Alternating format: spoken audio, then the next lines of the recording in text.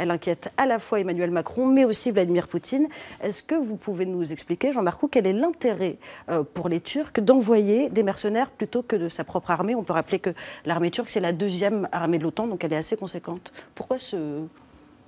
Je pense qu'il y a des raisons intérieures, notamment le fait qu'il ne faut pas oublier que la Turquie mène déjà sur son territoire une guerre dans le sud-est du pays, voire actuellement l'armée turque est en Irak du Nord également, elle est en Syrie, elle est dans de nombreux endroits, elle est engagée sur de nombreux fronts, que malgré tout il y a des morts, que c'est une armée de conscription et que quand on regarde l'évolution de l'armée turque, c'est une armée qui est en train justement de se réformer, d'abandonner la conscription militaire, parce que justement les morts parmi les conscrits, c'est quand même de plus en plus impopulaire, et qui au contraire a recours soit à des troupes spéciales, qu'elle utilise notamment contre le PKK dans le sud-est de la Turquie, les Kurdes, les combattants soit effectivement à des mercenaires, des supplétifs syriens.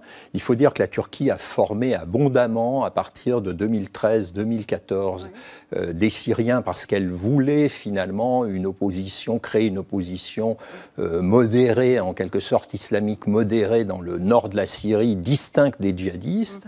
Et donc, cela a échoué, mais par contre, elle a réussi à former en réalité ces supplétifs qu'on a vu intervenir finalement lors des interventions militaires turques contre les Kurdes à partir de 2016. Des interventions qu'on a vu intervenir sauvages aussi, alors qui étaient dans les premières interventions plutôt, qui apparaissaient un peu plutôt comme des amateurs, alors même que l'armée turque... Les méthodes sont, on parle de viol, d'assassinat, de viol. Les méthodes sont barbares.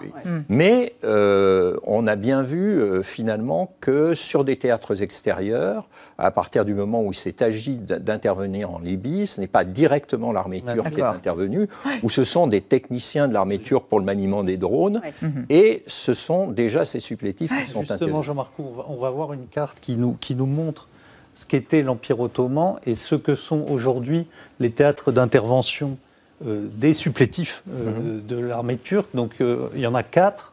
Il y a donc la Libye, le Haut-Karabakh, la Syrie, et puis l'île de Castellorizo, excusez-moi Elisabeth.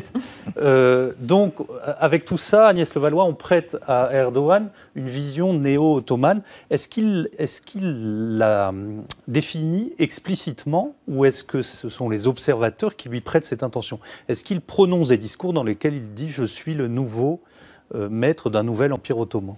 Il fait des références à ce passé qui est un passé effectivement qui est enjolivé et on voit bien qu'aujourd'hui Erdogan a une volonté de projection sur différents terrains. Jérusalem est notre ville. Et il l'a dit effectivement très clairement. Donc il se projette complètement dans cette idée de retrouver cette splendeur et que la Turquie se doit de jouer un rôle absolument